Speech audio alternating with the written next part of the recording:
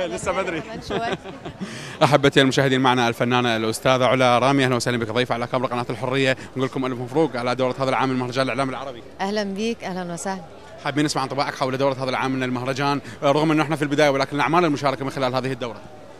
والله انا لسه طبعا ما خدتش الكتيب علشان اعرف نعم. كم الاعمال المشارك، لان طبعا الاعمال المشاركه كتير جدا ما بين مسلسلات وبرامج واغاني وافلام قصيره وحاجات كتير جدا يعني، فانا لسه ما اعرفش، ده بيقولوا 600 وحاجه عمل يعني اللي هو كتير. أكيد طبعاً. مش ممكن احفظ كل ده. من خلال متابعتك لاعمال هذا العام، ما هي الاعمال اللي تتوقعي لها النجاح وانه تشغل حيز من الجوائز او الى اخره؟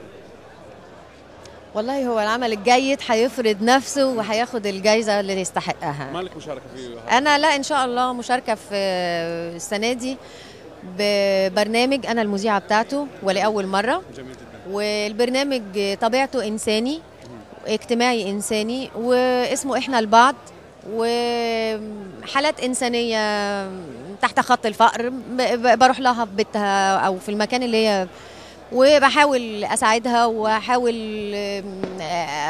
البي لها طلبها يعني، وربنا يوفقني يا رب. ان شاء الله يا رب، الموفقيه الدائمه. جديدك على صعيد التمثيل. جديدك على صعيد التمثيل في السينما او في التلفزيون. والله يعني هو الظاهر انه البرنامج شاغلك وماخذ وقت. بصراحه البرنامج واخد وقتي كتير لغايه لما اجهزه كامله. والله ما مش عارفه. مش عارفه. لا يا لا. يعني هو ده اللي في دماغي دلوقتي، فانا مش عارفه. ليا حاجات في العلب بس مش متذكراها دلوقتي، برضو في احنا في الاتموسفير اللي احنا فيه دلوقتي مش متذكره حاجه. بالموفقيه والنجاح، ومنتظرين جديدك ان شاء الله على صعيد السينما والتلفزيون والمسرح ايضا. الف مبروك. ان شاء الله، ميرسي. شكرا جزيلا. لا.